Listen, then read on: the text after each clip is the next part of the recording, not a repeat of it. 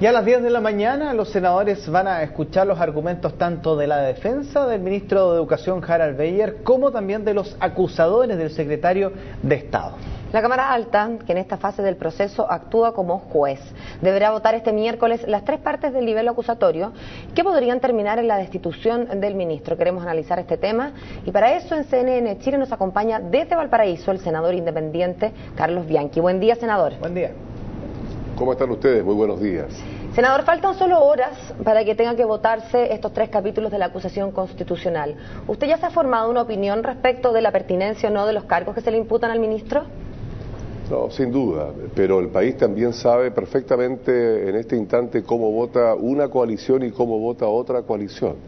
Esta situación, sinceramente, hoy día hace que sea más un juicio político que técnico. Y yo tengo obviamente un juicio que no es la suma ni de la alianza ni la suma de la concertación. ¿Y su juicio, senador, es más bien político o más bien técnico? Es un juicio técnico. Yo, repito, no soy parte de esta fiesta del lucro que es la esencia de la acusación. Aquí hay una situación que nace de una consulta que formulan un grupo de profesores de la Universidad de Chile, donde se le pregunta al anterior ministro Bulnes sobre la investigación de a lo menos 8 universidades privadas con respecto al tema del lucro. Ahí no hubo respuesta. Luego se le pregunta al actual ministro sobre esta situación, no hubo respuesta, y posteriormente argumenta que en esa materia él no tiene atribuciones. Por lo tanto, hoy lo que tenemos que escuchar es, ¿no es cierto?, ambos alegatos. En este alegato vamos a escuchar ambas exposiciones y de allí tendremos que formar un juicio si efectivamente, así como los anteriores ministros y este ministro, sabe o sabían o no con respecto al tema del lucro en nuestro país en las universidades privadas. Entonces le vuelvo a preguntar, senador, ¿se va a formar el juicio o su juicio va a terminar de formarse con los alegatos de hoy o, como le preguntaba anteriormente, ya lo tiene usted en su conciencia, digamos, ya se ha logrado llegar a alguna convicción en uno u otro sentido? Bueno, esa es la gran diferencia de mi voto independiente, que yo no tengo un prejuicio, no tengo un juicio ya anticipado o una orden de un partido dada. Por lo tanto, el juicio, si bien lo tengo hoy día ya formado, hemos leído todos los textos, es necesario absolutamente escuchar las partes, y para poder escuchar las partes, hoy día, bueno, vamos a estar tremendamente atentos para mañana luego poder votar en conciencia, no siendo la suma de ningún sector. Senador, y esto pregunta bien directa, que es lo que se ha comentado, lo que se dice, porque por rumores de pasillos hay muchos, pero ¿han existido negociaciones o han existido algún tipo de llamado o presión por parte del gobierno para llegar a una especie de acuerdo o zanjar esta votación política que usted dice más que técnica? Conmigo no, por lo menos, ¿eh? No ha habido esa cantidad de llamados, ni esos llamados, ni esos acercamientos, ni nada que se le parezca. Por lo menos yo no he sido objeto de esa situación y tampoco la aceptaría. Desconozco qué ha pasado con la concertación, que me imagino, bueno, habrá tenido conversaciones con el gobierno, pero no soy ni testigo ni parte de esa situación.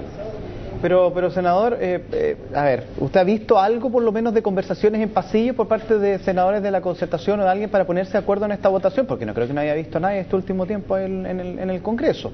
¿Se ha conversado esto? ¿Se ha hablado? Mira, yo estuve ayer en el Congreso, estuve participando de algunas comisiones, estuve todo el día en el Congreso en Santiago, me topé con varios senadores, con uno simplemente deslizamos la conversación, pero no hubo absolutamente nada, ni peticiones, ni nada que se le parezca, y la verdad es que no, te repito, conmigo por lo menos, y esto lo estoy diciendo con la sinceridad que creo que he exhibido en todos esos años, absolutamente ninguna conversación, ningún llamado de nadie. Y eso a mí, la verdad es que me libera mucho más de toda esta situación. Hay presión y sobre mis hombros cae una presión siendo un senador absolutamente independiente, no estando en esta lógica partidaria ni de la alianza ni de la concertación, es un peso más y me alivia mucho el no tener este contacto que usted señala. Ahora, ¿usted cree que el ministro Beyer en este corto tiempo de ministro, como lo ha sido, porque sabemos que el Ministerio de Educación, uno de los ministerios que más rotación hay, haya tenido el tiempo para poder quizás capturar y captar toda la información necesaria y poder tener un actuar correlativo a lo que se le pedía? A lo mejor aquí no hay un tema del tiempo en su cargo que quizás también le jugó en contra. A ver, es un juicio que estaría un poco también adelantando lo que podría ser mi voto, y usted sabe que si adelanto lo que puede ser mi voto me inhabilito absolutamente para votar el día de mañana.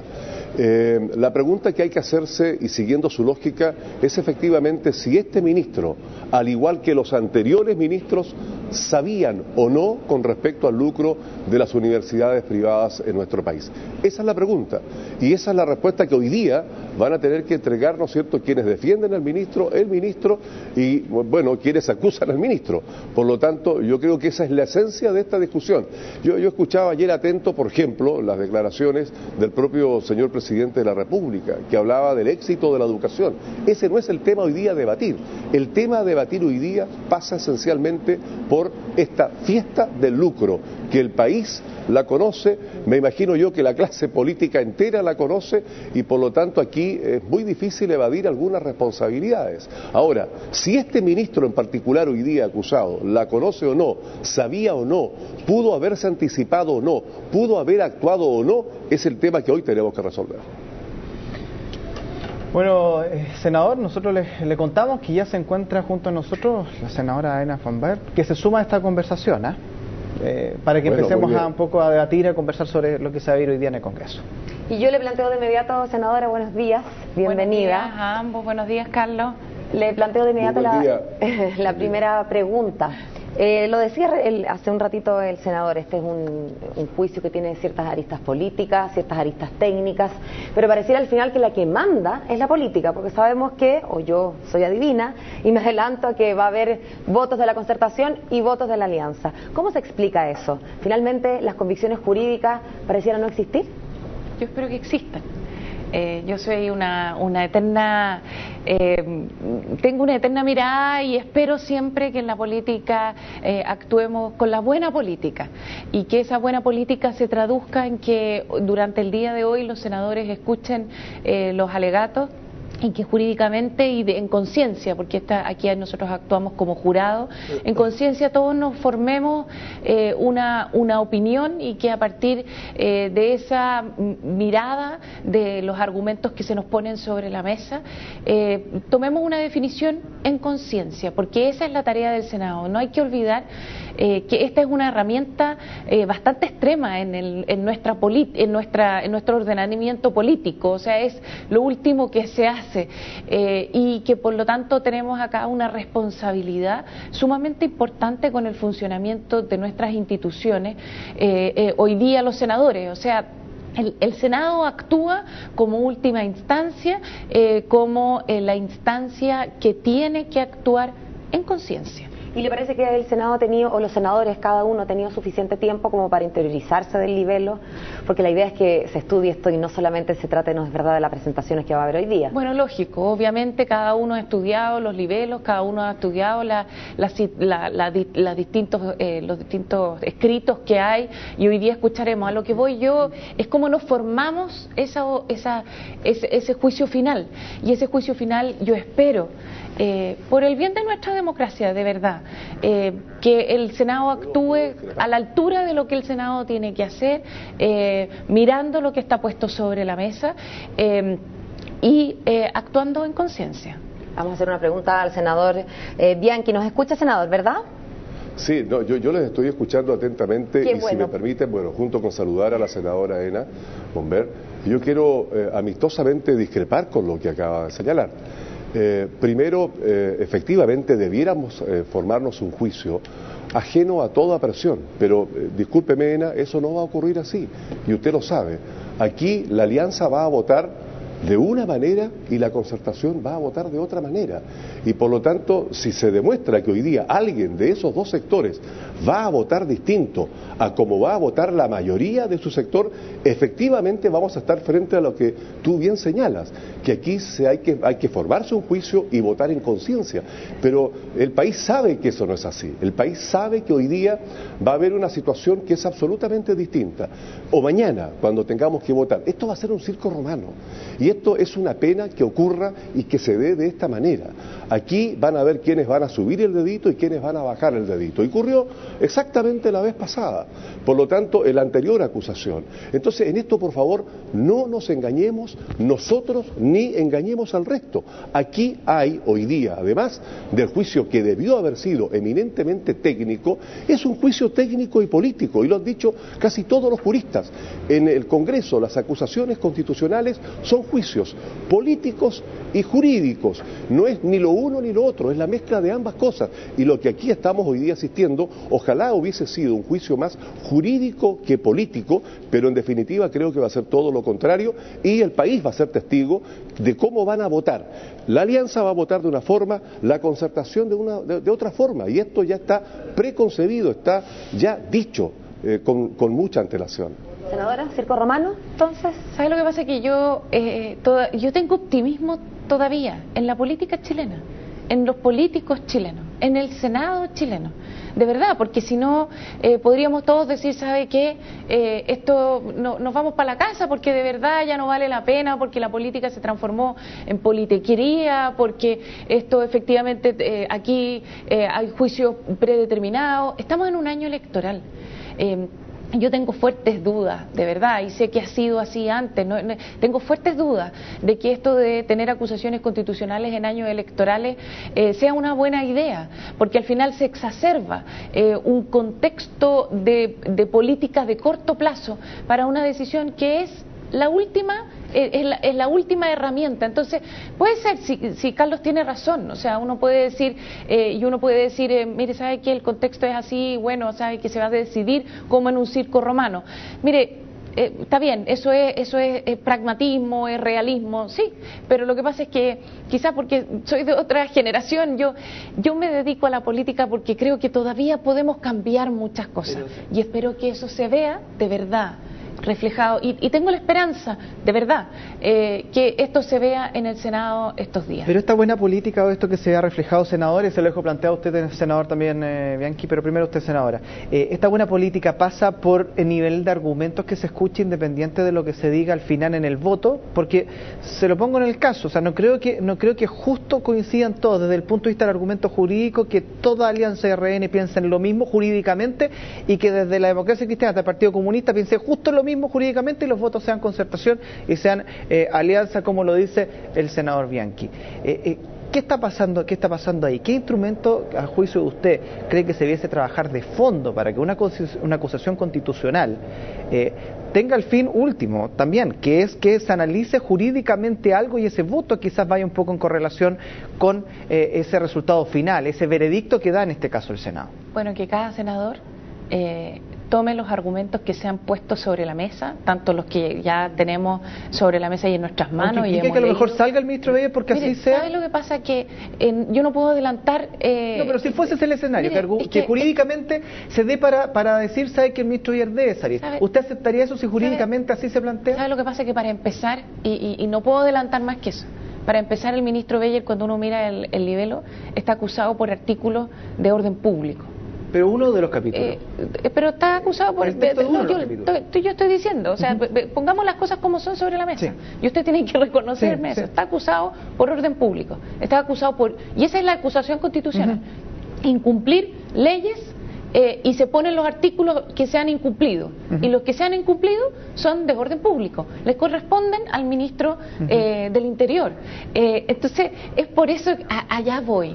Que esto sea serio, que esto no sea, como Carlos dice, un circo romano, que aquí cada senador efectivamente vea si aquí se incumplieron las leyes que se dice que se incumplieron y por qué se habrían incumplido, y que después de eso cada uno se forme un juicio en conciencia, de verdad en conciencia, que ojalá seamos todos capaces de extraernos del ambiente de contexto político de año electoral y esto no se transforme en una cosa que miremos, o sea, es que nos ordenemos todos a favor y en contra de una candidatura o generalizando un libelo respecto a una acusación que ni siquiera se está haciendo. ¿Sabes lo que pasa?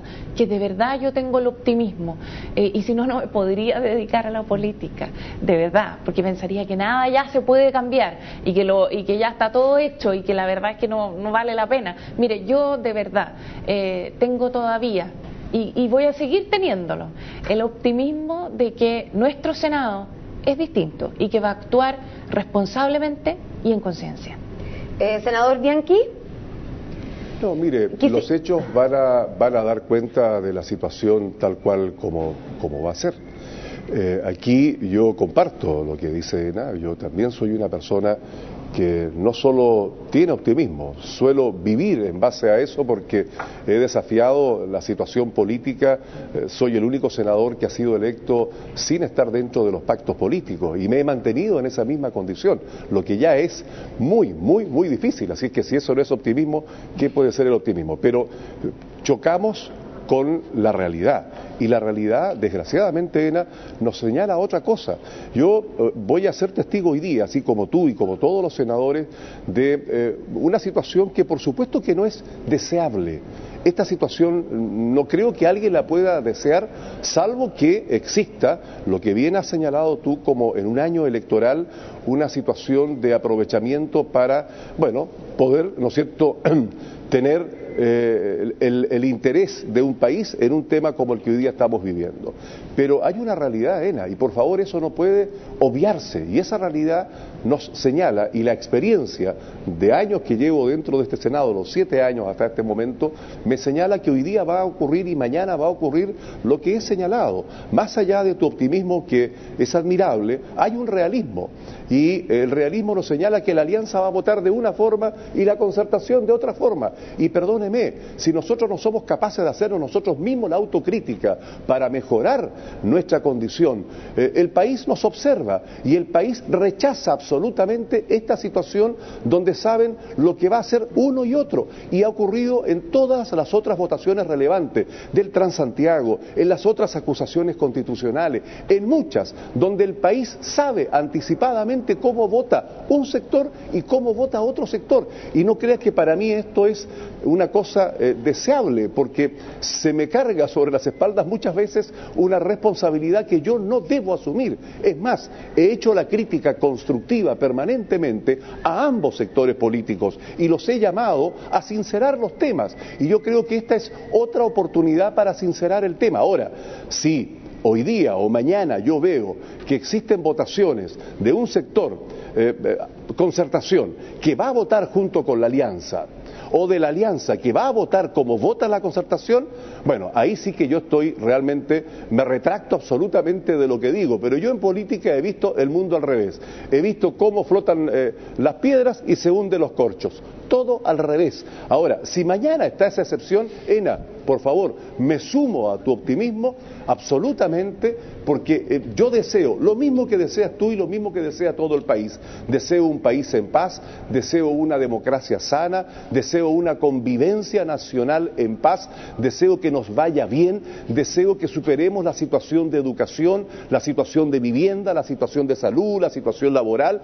Deseo un mejor país, pero para desear un mejor país, nosotros que estamos actuando en política tenemos que ser los primeros en sabernos hacer las autocríticas, tenemos que ser los primeros en sincerarnos, tenemos que ser los primeros en entender que debemos actuar con la libertad que nos exige cuando nos votan, cuando nos eligen, bueno, a veces por pactos, ¿no? En mi condición, a mí me contrata la gente de la región de Magallanes y me contrata un país, y me debo a eso. Senador, una consulta. Usted ha hablado de, más allá del optimismo, de que adelanta, que va a ocurrir esta lógica del circo rumano en sus propias palabras. La consulta es, ¿usted cree que en el fondo la afiliación a un partido político es lo que le quita libertad a todo el resto de sus pares en general? ¿Es ese el gran defecto de la pertenencia a un partido político? Bueno, sí, los partidos políticos por esencia, ¿no es cierto?, es una... a ver, comparten ideologías, comparten criterios, comparten juicios de valores, etcétera, y efectivamente, si bien es un acto voluntario al cual uno se suma, muchas veces las estructuras te mandatan, te instruyen, te señalan cómo debes votar en un sentido o en otro, y eso en la práctica no siempre es malo, porque efectivamente hay políticas públicas que requieren de mayorías, que requieren de acuerdos, y eso yo lo celebro, pero hay momentos, hay instancias donde uno debe sentirse con la libertad suficiente para poder actuar en conciencia y con el juicio y el criterio que uno debe actuar, y esa situación se extraña en momentos tan importantes como este. Senador, y a su buen entender, el problema de procedimiento del que daba cuenta la senadora Fonbera a propósito de que el petitorio efectivamente fue copiado y pasted, digamos, y pegado de otra acusación que tiene que ver con otras facultades, sí, y con otra cartera. ¿Debería, a su juicio, tomarse en consideración, o usted más bien es del pensamiento, digamos, por ejemplo, de lo que expresara la senadora Rincón en torno a que esas alegaciones debieron haberse hecho en otro momento procesal y que ahora se van a pasar por alto porque no viene al caso tomarlas en cuenta? No, primero es una vergüenza, o sea, una situación que no puede desconocerse. Ahora, no puede uno quedarse solo con esa sensación.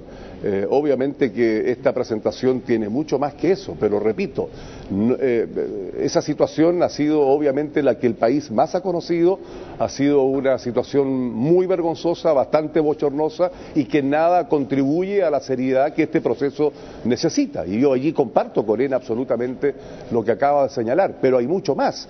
Hay allí, ¿no es cierto?, en los textos, bueno, una parte que es la que yo le señalé en un comienzo, cuando un grupo de profesores en Derecho de la Universidad de Chile le pregunta a los anteriores ministros y a este ministro con respecto a una investigación que ellos solicitan para investigar el lucro de las universidades privadas. Eso es un hecho, pero altamente relevante, y por eso es que yo quiero ver, ¿no es cierto?, hoy día todo el proceso para formarme un juicio en esa materia que para mi gusto es esencial. Y esto, por favor, no con una crítica al actual ministro, si esto también es para atrás.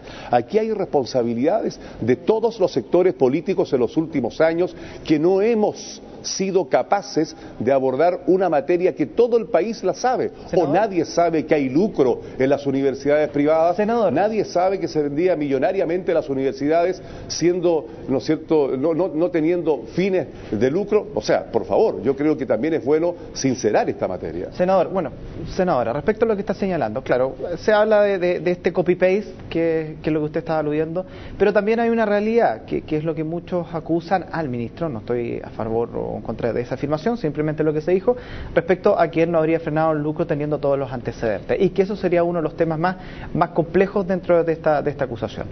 Yo soy juez y yo voy a ser muy seria en esto, de verdad, porque yo le pido a la política y nos pedimos a todos que seamos serios. Entonces, yo no voy a emitir mi juicio a través de las pantallas de televisión, y es por eso que yo le digo, ojalá que actuemos en conciencia en el día de hoy. Hay un hecho que está sobre la mesa, que aquí se acusa al ministro de no haber realizado acciones de orden público, y eso es un hecho, por lo tanto lo puedo declarar. Respecto al tema en general, mira, hay que ver también lo que dicen los ministros anteriores y hay que ver también lo que dicen muchos académicos. Lo que hay que mirar es si es que efectivamente la legislación también daba las herramientas necesarias para hacer lo que se pide que se haga. Por algo, en este momento estamos discutiendo la Superintendencia de Educación Superior. ¿Y por qué le digo esto en la Comisión de Educación? Porque hoy día estamos todos centrados en esto. Y fíjese que todos los proyectos de educación en la Comisión del Senado de Educación están frenados, no hemos podido avanzar. Entonces a mí también esto me genera una frustración. ¿Por qué? Porque hay mucha gente que dice, mire, es que no estamos de acuerdo en esos proyectos. Sí, pero estoy segura, porque lo hemos discutido, que habrá un 20, un 30% respecto al cual sí estamos de acuerdo, y cosas que sí podríamos sacar adelante. Y es ahí donde yo también apelo a la seriedad del trabajo en el Congreso en un año electoral. Fíjese que por todo esto que está pasando no hemos hecho nada en lo otro, por distintas razones. O sea, pero de verdad ahí a mí se me genera una frustración tremenda, porque digo, mire, tenemos la superintendencia ahí, tenemos un problema de calidad tremendo en las universidades también. Y fíjese, porque en el sistema de calidad que ha mostrado unas falencias terribles. Y fíjese, el proyecto de acreditación está en la comisión y lo empezamos a discutir, pero ahora con todo lo que está pasando ya no lo hemos discutido. Y está el proyecto para solucionar temas graves de financiamiento en la educación superior. También está ahí. Senadora, ¿usted coincide con el senador Bianchi en que lo medular en este caso es dilucidar si el ministro tenía o no conocimiento sobre que se estaba lucrando en alguna o algunas universidades?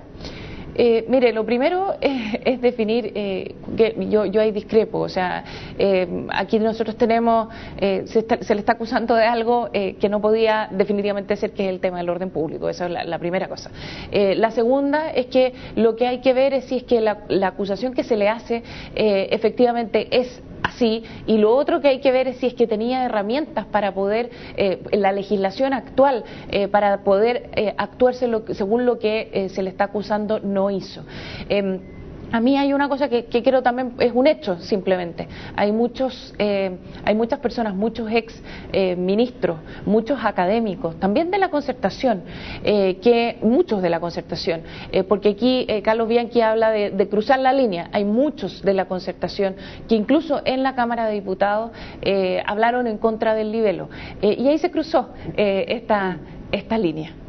Ahora tengo una pregunta para ambos, entendiendo que ninguno es vocero del ministro suspendido Harald Bayer, pero quisiera saber la opinión de ustedes respecto a esta no renuncia. Estamos a pocas horas y, más allá del optimismo que han expresado ambos, lo más probable, así como se ven las cosas y cómo están, no es verdad, asignados, o cómo están los escaños en el Parlamento, en el Senado, lo más probable es que el ministro termine destituido y además inhabilitado de participar en cargos públicos por 3 años.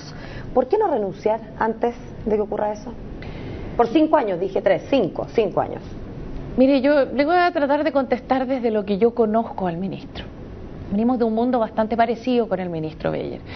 Ambos estábamos hace 3 años en la academia, ambos nos dedicamos a la investigación de políticas públicas, ambos éramos técnicos de las políticas públicas. Ministro Bayer ayudó mucho en la reforma educacional del gobierno de la expresidenta Bachelet. El ministro Bayer ayudó mucho en la reforma de pensiones que se hizo durante el gobierno de la ex ministra Bachelet, y a él lo llaman para ser parte de este gobierno, y él toma la decisión, que no es fácil, de salir del mundo técnico para entrar al mundo político, y él intenta, y yo sé que lo intenta, y poniendo otros temas sobre la mesa. Tuvimos un CIMSE de un alza de 9 puntos ayer. Buenas noticias en la educación chilena. Él intenta hacer una buena pega en educación, y yo creo que en muchos ámbitos de verdad es uno de los ministros que ha hecho una buena pega. Tenemos los proyectos de ley en este momento en el Congreso que tenemos que tener. ¿Tendremos diferencias? Sí, las tenemos, obviamente, pero los proyectos están ahí, los proyectos que van solucionando problemáticas profundas en la educación superior. Entonces, usted me dice, ¿por qué no renuncia?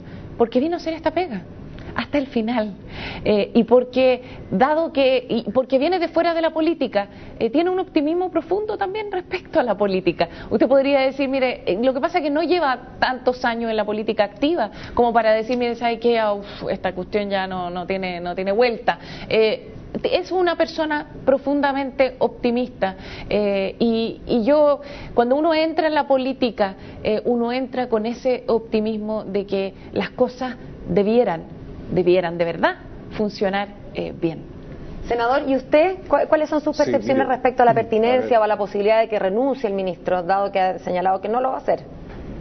Yo no tengo ningún juicio en contrario contra la persona del señor ministro, ni menos de todo esto otro que ha dicho o que ha graficado ENA muy bien, de lo que ha sido como un aporte.